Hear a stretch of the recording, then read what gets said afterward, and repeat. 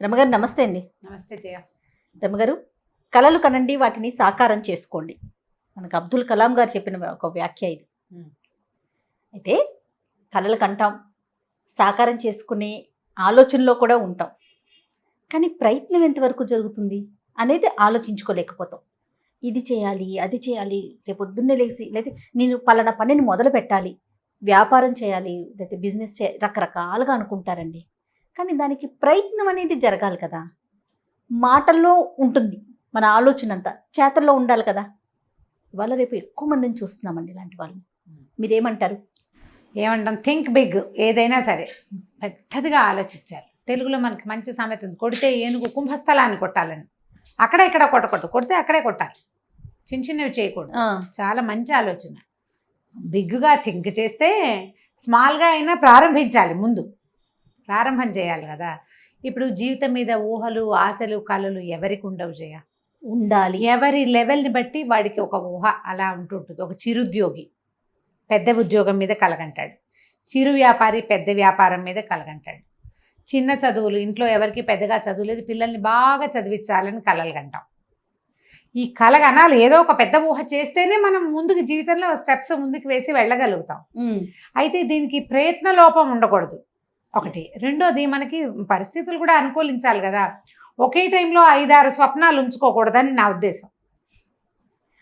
ఒకేసారి ఇప్పుడు చూడు, ఇప్పుడు పెద్ద వ్యాపార వ్యవహారాల గురించి చెప్పద్దు. సింపుల్గా నేనున్నా, ఓ 75 కిలోలు ఉన్నాను అనుకుందా. నేను అంత లేను చెప్తున్నా.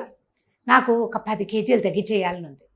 65 అయిపోయితే బాగుంటుంది. ఒక క్లాస్మేట్ కనపడింది, ఆవిడ చక్కగా నైస్గా బాగుంది. నా వయసు ఆవిడే నైస్గా ఉంది, మనం కొంచెం హెఫ్టీగా ఉన్నాం అనిపిస్తుంది. ఏంటి భలే స్లిమ్గా ఉన్నావు, ఏం చేసావే అని ఏదో అడుగుతాం ఆవిడ్ని. అడిగితే ఆవిడ యోగా చేస్తున్నాను, పొద్దున్నే వాకింగ్ వెళ్తాను, యోగా చేస్తున్నాను, కొద్దిగా అవి తినట్లేదు. మనం ఏదో స్వీట్ ఆఫర్ చేస్తే వద్దే, ఐఎమ్ ఆన్ డైట్ అంది. అనగానే మనకు వెంటనే ఊహ ఏమొస్తుంది? వాకింగ్, యోగా, డైట్, మెయింటెనెన్స్, ఇవి తట్టంగానే మనం ఏం చేస్తాము, ఓకే చాలా బాగుంది, మనం కూడా 65 కిలోలు అయిపోయినట్టు. 65 కిలోలు అయిపోతే ఎలా నైస్గా ఉంటాము అన్న ఊహ బాగా చేస్తాం మనం. ఇప్పుడు మనకి 65 కిలోలు అయితే మనం ఎంత తేలిగ్గా ఉంటుంది, ఎంత బాగుంటుంది. ఎన్ని రకాలు వదిలేసిన డ్రెస్సులు, గౌన్లు, బ్లౌజులు, చీరలు అవన్నీ కట్టేసుకోవచ్చు. కొంచెం యంగ్గా కనిపించవచ్చు. చాలా ఊహలు వస్తాయి. ఒక 10 ఏళ్ల నాటి ఫోటో చూసుకుని ఇలా నుంచి అలా అయిపోతామనిపిస్తుంది. చాలా పెద్ద ఆలోచన. Think big. 10 కిలోలు, ఈ 10 కేజీలని ఒక్క వారంలో తగ్గించేసేద్దాం అనిపించేస్తుంది. పెద్ద ప్రణాళికని చిన్నగా కట్ చేసుకుంటూ రావాలి. ఇది మొదలు పెట్టేస్తాం స్పీడ్గా. 2 రోజులు వాకింగ్, తర్వాత దాంతోపాటే యోగా, అదో డైటింగ్. ఒక 3-4 రోజుల తర్వాత నిస్త్రాన్ని వచ్చి, విసుగొచ్చి, జీవితం మీద విరక్తి వస్తుంది. ఏది చెయ్యం, ఏ ఒకటి చెయ్యం. 5వ రోజున అన్నీ మానేస్తాం మనం. అందుకని ఏం చేయాలి? ఇలాంటి పెద్ద వ్యవహారం ఒకటి మనం దృష్టిలో పెట్టుకున్నప్పుడు చిన్నగా మొదలు పెట్టాలి. మొట్టమొదట పెరుగన్నంలో 2 ముద్దలు కట్ చేయండి ఒక కొద్ది రోజుల పాటు. చిన్నగా వాకింగ్ మొదలు పెట్టండి. కొన్నాళ్ళు నడిచాక 8 కిలోమీటర్ల వాక్ చేయొచ్చు. ఇవి 2 అలవాటయ్యాక, ఇవి మన జీవితంలో భాగమైపోయాకంటే కొంచెం తగ్గించి తింటాము, కాస్త ఎక్కువ నడవటము 2 అయిపోయాక, దాంతోపాటు యోగాను, ఏరోబిక్స్, జిమ్ ఇంకొకటి కూడా స్టార్ట్ చేస్తే ఒక పంచవర్ష ప్రణాళిక అంత అవ్వదు. కానీ ఒక 1-2 ఏళ్లలో 65కి వెళ్ళిపోలేకపోయినా 68, 69కి వెళ్తాం. ఈ లోపల మనం ఫిట్గా అవుతాం, ఆరోగ్యంగా అవుతాం. మన మీద మనకి కొంత కాన్ఫిడెన్స్ కూడా ఏర్పడుతుంది.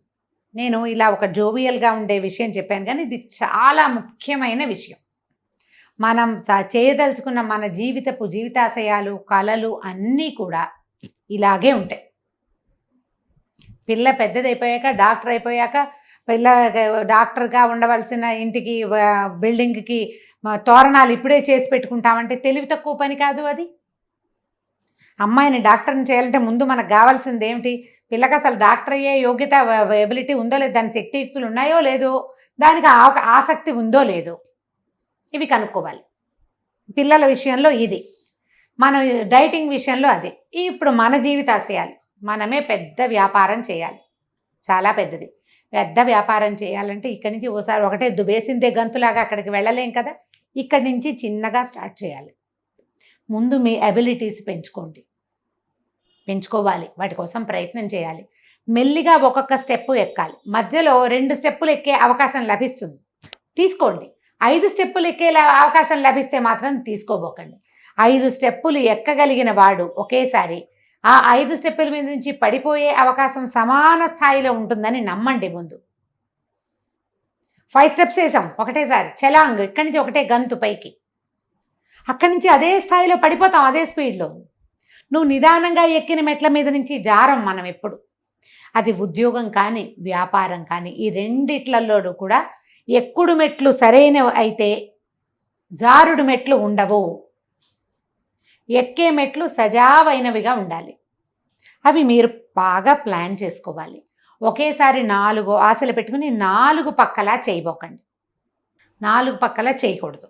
ఆ తర్వాత రెండోది, మనం కొన్ని సంస్థల్లో పనిచేస్తాం. ఆ సంస్థ కొన్నాళ్ళు పోయాక నా వల్లే ఈ సంస్థ నడుస్తుంది అనిపిస్తుంది కదా. నేను సెపరేట్గా పెట్టుకున్నాను, నేను కింగ్ లాగా ఉంటాననిపిస్తుంది. చాలామంది చేస్తారు జయ. నా వల్లే ఈ నడుస్తోంది, నేను వెళ్ళిపోతే వీళ్ళు పడిపోతారు, నేను ఎక్కిపోతాను అని అనుకుంటాం. కానీ నువ్వు విడిగా మొదలుపెట్టేది పెద్ద సంస్థ కాదు, అప్పుడే మొదలుపెట్టిన బేబీ సంస్థ. బేబీ పెద్ద అవ్వడానికి చాలా టైం పడుతుంది. 2-3 ఒక సంస్థల నుంచి బయటకు వచ్చి కొత్తది పెట్టుకుంటారు. వాళ్ళు కూడా నిలదొక్కుకోవడానికి ఎంత కష్టపడతారో. అట్లా సంస్థల్లో నుంచి బయటకు వచ్చి విడిగా పెట్టుకున్న వాళ్ళు సక్సెస్ అయిన రేటు సారీ టు సే తక్కువే. ఉన్నారు కొద్దిమంది. ఈ సంస్థల నుంచి బయటకు వచ్చి, ఈ వ్యవహారం నుంచి బయటకు వచ్చి విడిగా పెట్టుకున్న వాళ్ళు, కోటీశ్వరులైన వాళ్ళు ఉన్నారు, చాలా తక్కువ. మనం సక్సెస్ అయిపోతామని నమ్మద్దు. దానికోసం ప్రయత్నం జరగాలి, చాలా బాగా ట్రై చేయాలి. మీరు 3-4 కలిశారు, కొద్దిగా సక్సెస్ అవ్వగానే 4లో ఒకటి వెళ్ళిపోతానంటాడు బయటికి, మళ్ళీ సంస్థ కుదేలవుతుంది. మనం కూడా అదే కదా చేసాం. నమ్మక ద్రోహం అనలేం దాన్ని. మనము మన మాతృ సంస్థకి మనం చేసింది అదే. ఇలా బయటికి వెళ్ళేటప్పుడు చాలా ఆలోచించుకుని, చాలా బ్యాక్గ్రౌండ్ సిద్ధం చేసుకుని, పడిపోతే ఏమిటి ప్లాన్ బి అనేది ఆలోచించుకునే దిగాలి. ఏవైనా అంతే జయ, ఏ విషయమైనా అదే. చాలామందితో వచ్చిన సమస్య ఏంటంటే థింకింగ్ ఏమో big thinking, plan of action very tiny, చాలా చిన్నది. చిన్నగా ప్రయత్నం చేస్తారు, పెద్దగా ఆలోచిస్తారు, సక్సెస్ కావట్లేదని బాధపడతారు. ఈ చిన్న ప్రయత్నమైనా సజావుగా చెయ్యరు. చాలా కష్టపడతారు. ప్లానింగ్స్ ఉండాలి కదా, ప్లానింగ్ ఉండాలి, ప్లాన్ ఆఫ్ యాక్షన్ సరైనదిగా ఉండాలి. వీటన్నిటితో పాటు ఏంటో ఉండాలి. వీటన్నిటితో పాటు మనకి కొంత కాలం కూడా సహకరించాలి జయ. కాలము సహకరించాలి.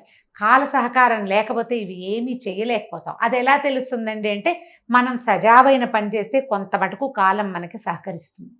సరైన పని మనం చేసేది. ప్లానింగ్ ఎవరినైనా మోసం చేసే ప్లానింగ్ కానీ, మోసం చేసి మనం బయటకు వచ్చి పెరిగిపోయేది చెయ్యొద్దు. ఒకళ్ళని చెడగొట్టి మనం బయటకు వస్తే మాత్రం అది సరిగ్గా కుదరకపోవచ్చు, కుదిరిన ఫెయిల్ అవుతుంది. అవును, జాగ్రత్తగా ఉండాలి. కానీ ఇప్పుడు ఈ థింక్ బిగ్ వ్యవహారాలు అన్నిట్లలోనూ థింక్ బిగ్గే చేయాలి. ఓన్లీ ఆలోచనే పెద్దదిగా ఉంటుంది. ఆచరణ అంటే దానికోసం కష్టపడే తత్వం. ఇప్పుడు ఒక మనిషి రాలేదు, ఒక పని చేసే మనిషి రాలేదు, ఆ పని మనం వెళ్ళి చేసుకునేలాగా ఉండాలి. కొంచెం ముందు ఇప్పుడు ఏదైతే మనం బిజినెస్ ఒక వ్యవహారమో మొదలు పెట్టామో అందులో ఉన్న అన్ని ఫ్రేమ్స్ నీకు ఎంతో కొంత తెలిసి ఉండాలి, చేతొచ్చి ఉండాలి. అప్పుడు నువ్వు ముందుకు వెళ్దాం. ఇప్పుడు గోశాలు పెట్టుకున్నారు, కనీసం ఆవుకు పాలు తీయటం అనే వ్యవహారం మొదట నేర్చుకోవాలి. ఎటుపోయి ఏటొచ్చినా నీకో, నీ భార్యకో, నీ పిల్లాడికో, మీ ఇంట్లో ఉన్న మామగారికో అత్తగారికో పాలు తీయటం చేత కావాలి. అది కనీసం బేసిక్ థింగ్స్ నేర్చుకుని తెలుసుకుని అప్పుడు ముందుకెళ్తే బాగుంటుంది. ఏ పనైనా ఇంతే చేయ. ఇప్పుడు మనం ఈ పనులు చేసే వాళ్ళు ఎవరికి మనం ఈ సలహాలు ఇవ్వలేం. మనం ఇది ఒక క్యాజువల్ టాక్ అంతే. ఇలాంటి అవగాహన మనం ఉంచుకుంటే మనం ఇంకొకళ్ళకి చెప్పగలుగుతాం. పిల్లలకి, మన ఇంట్లో ఉన్న టీనేజర్స్కి, మన ఇంట్లో ఉద్యోగార్థులుగా ఉన్న వాళ్ళకి, ఉద్యోగులుగా ఉండి తమే ఏదైనా చేసేసేద్దాం అని అనుకునే వాళ్ళకి ఖచ్చితంగా చెప్పాలి. ప్రతి విషయానికి ఇంతే. నువ్వు చిన్నది పెద్దది లేదు. ఎవరికైనా చెప్పడానికైనా ముందు మనకు కొంచెం అవగాహన ఉండాలి.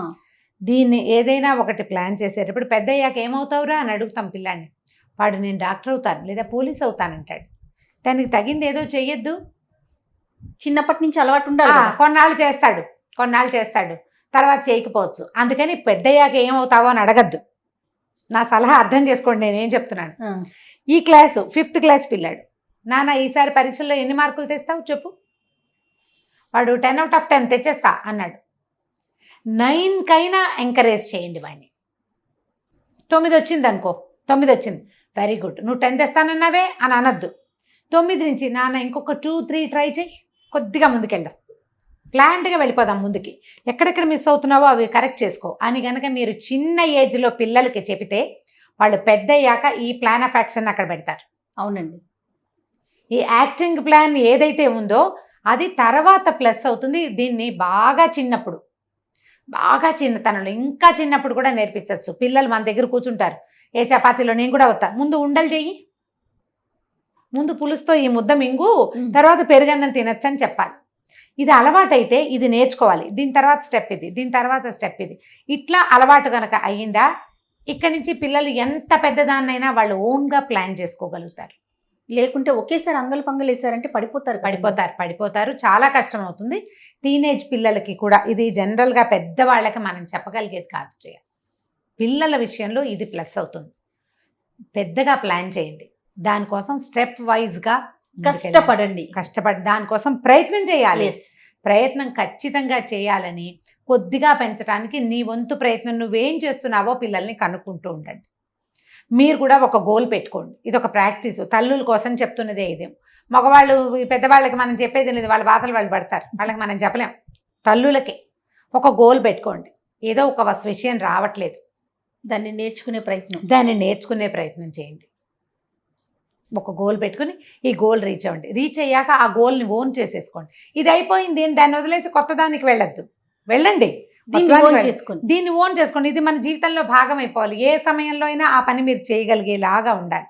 అట్లా గనక మనం పిల్లలకి కొంత ఆదర్శవంతంగా చూపించగలిగామా చాలా బాగా కుదురుతుందమ్మా. ఎవరైనా వర్కింగ్ విమెన్ ఉండి తల్లులు పిల్లలతో చేసేటప్పుడు ప్లాన్డ్గా పని చేసుకోవటం, డివైడ్ అండ్ రూల్ చేయటం, పనిని పంచటం, అట్లా కనుక మీరు ప్లాన్ చేసుకుంటే ఆ ప్లానింగ్ చూస్తుంటారా పిల్లలు ఆటోమేటిక్గా పెద్దగా థింక్ చేసినప్పటికీ, మంచి ఒక కళలు కన్నప్పటికీ వాటిని రీచ్ అవ్వడానికి ప్లాన్డ్గా దాన్ని కట్ చేసుకుంటూ వెళ్తారు ముందుకి. అంతే. ఓకే రమ్మ గారు, థ్యాంక్ యూ అండి. నమస్తే చేయ. ఈ వీడియో కనుక మీకు నచ్చినట్లయితే లైక్ చేయండి, షేర్ చేయండి. మరిన్ని ఇంట్రెస్టింగ్ వీడియోస్ కోసం మా ఛానల్ని సబ్స్క్రైబ్ చేసుకోండి.